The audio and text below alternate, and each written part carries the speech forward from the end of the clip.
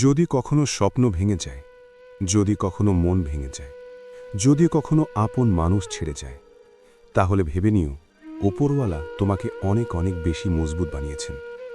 তার কারণ তিনি কারোর উপরে এমন কিছু চাপিয়ে দেন না যেটা সে নিতে পারবে না, কারোর উপরে এমন কিছু চাপিয়ে দেন না যেটা সে সহ্য করতে পারবে না, যেটা সে হজম করতে পারবে না।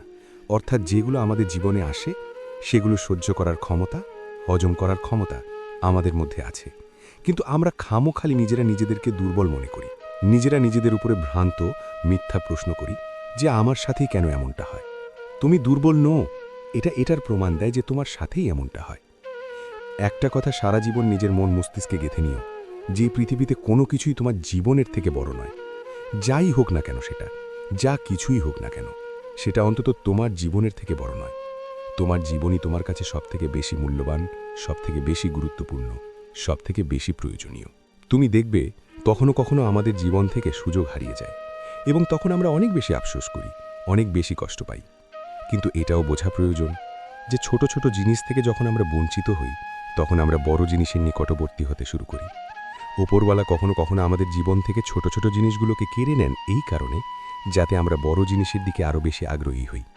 ছোট কিছু অ্যাচিভ করে অনেক বেশি খুশি হবার থেকে সামান্য ধৈর্য ধরে একটু স্ট্রাগল করে বড় কিছু অ্যাচিভ করাটা অনেক অনেক বেশি উত্তম। হয়তোবা তুমি কোনো কাজে অনেক দিন ধরে ট্রাই করেছিলে বা ট্রাই করছো, কিন্তু তারপরেও তুমি ব্যর্থ হয়েছো, তারপরেও ব্যর্থতার মুখোমুখি তোমার হতে হয়েছে। তার মানে কি মোটেই এমন যে তোমার জীবন শেষ? না। অনেক সময় আমরা আমাদের জীবনে যেটা চাই সেটা পাই না, সেটাকে হারিয়ে তার থেকে বেটার কিছু পেয়ে যাই। বেশিরভাগ সময়, অনেক সময় নয়, বেশিরভাগ সময় এমনটাই হয়। কারণ দিন শেষে সৃষ্টিকর্তার পরিকল্পনার উপরে আমাদের সন্দেহ করা সাজে না। তিনি যেটা করেন সেটা আমাদের ভালোর জন্য করেন। অল্প সময়ের ব্যবধানে সেটা আমরা দেখতে পাই না, সেটা আমরা নোটিস করি না। কিন্তু একটা নির্দিষ্ট দীর্ঘ সময় অতিক্রম করার পরে আমাদের মনে হয় যে না, সত্যি যেটা হয় সেটা ভালোর জন্য হয়। আজ আমি জানি তোমার জীবন কঠিন। আজ হয়তোবা কোনো কিছু তোমার মনের মতো হচ্ছে না। ব্যর্থতা আসছে, মানুষ দূরে সরে যাচ্ছে। ব্যর্থতার সময় মানুষ দূরত্ব বাড়িয়ে নেয়, এটা বাস্তব, এটা সত্য। খারাপ সময় সঙ্গ দেয়া মানুষের সংখ্যা অনেক বেশি কম। আর খারাপ সময় মানুষের থেকে এক্সপেকটেশন না রাখাটাই ভালো। কারণ যত বেশি আমরা আশা রাখব, তত বেশি আমরা নিরাশ হব, তত বেশি আমরা কষ্ট পাব। মানুষের থেকে যত কম আশা রাখা যায়, ততই আমাদের জীবন সুন্দর হবে। মানুষের থেকে যত কম এক্সপেকটেশন রাখবেন, ততই আপনার জীবন বেটার হতে শুরু করবে। আপনার আফসোসের মাত্রা কমতে থাকবে।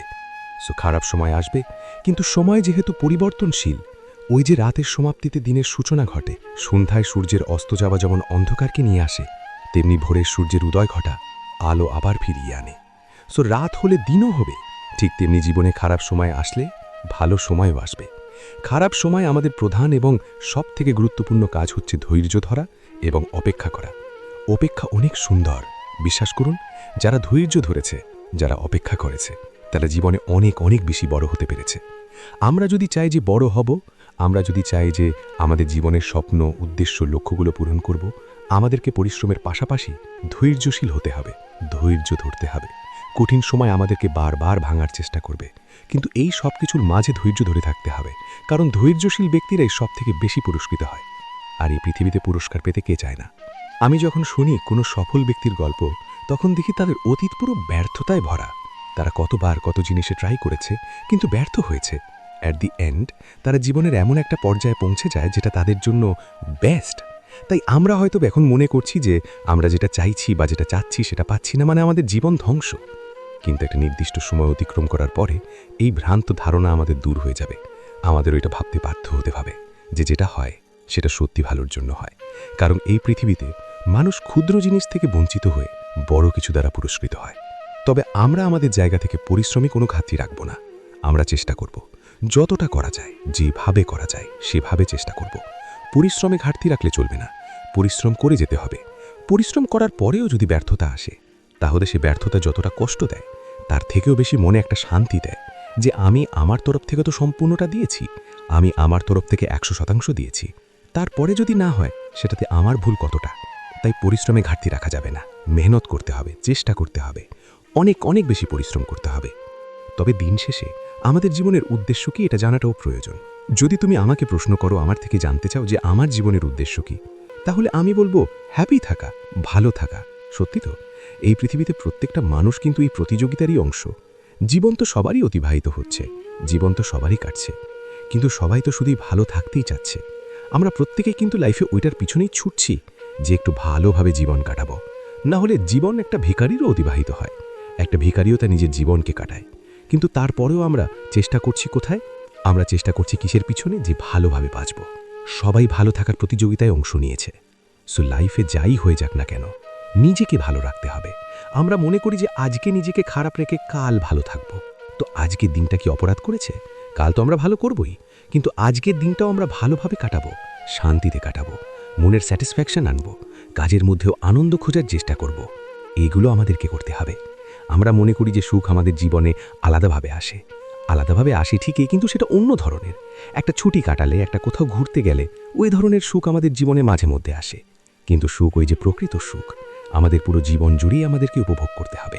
আমাদের আশেপাশে যেগুলো আছে সেটাকে উপভোগ করার মাধ্যমে, আমরা জীবনে যেগুলো করছি সেটাকে উপভোগ করার মাধ্যমে। সো প্রত্যেকটা মানুষ এই লড়াই কিন্তু লড়ছে। এই যে এত পরিশ্রম, এত মেহনত, সব কিছুর পিছনের উদ্দেশ্য হচ্ছে ভালো থাকা। আমরা প্রত্যেকেই ভালো থাকতে চাই, ভালোভাবে জীবন কাটাতে চাই, ভালোভাবে নিজেদের জীবনটাকে কাটাতে চাই। তাই বলছি, আমাদের জীবনের লক্ষ্য, স্বপ্ন, উদ্দেশ্য ভিন্ন ভিন্ন হতে পারে, এবং জীবনের ভিন্ন ভিন্ন পর্যায়ে আমাদের জীবনের লক্ষ্য, উদ্দেশ্য, স্বপ্ন এগুলো ভাঙতে পারে। কিন্তু এই সব কিছুর মাঝে নিজেকে যেন ভুলে যেও না, নিজেকে নিজেই যেন অপরাধী মনে করো না। কারণ তোমার জীবন তোমার কাছে সবথেকে বেশি গুরুত্বপূর্ণ।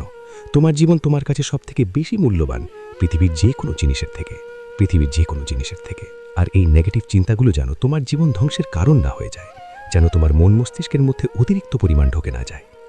নেগেটিভ পরিবেশ ছাড়তে হবে, নেগেটিভ মানুষ থেকে দূরত্ব বাড়াতে হবে, পজিটিভিটির দিকে ছুটতে হবে, পজিটিভ চিন্তা করতে হবে। সামান্য লক্ষ্য, সামান্য উদ্দেশ্য, সামান্য স্বপ্ন পূরণ না হবার কারণে তুমি কখনই এটা বলতে পারো না যে আমার জীবন শেষ। না, যেখানে শেষ ভাবছো সেখান থেকেই শুরু। কারণ যখন কোথাও শেষ হয়, শুরুর একটা নতুন সুযোগ তৈরি হয়। ইয়েস, যখন কোনো কিছু শেষ হয় তখন সেখান থেকে শুরুর সুযোগ তৈরি হয়, এবং সেই সুযোগকে তোমাকে কাজে লাগাতে হবে, নতুন করে শুরু করতে হবে। কারণ নতুন করে শুরু করার সুযোগ এসছে ব্যর্থতার মাধ্যমে।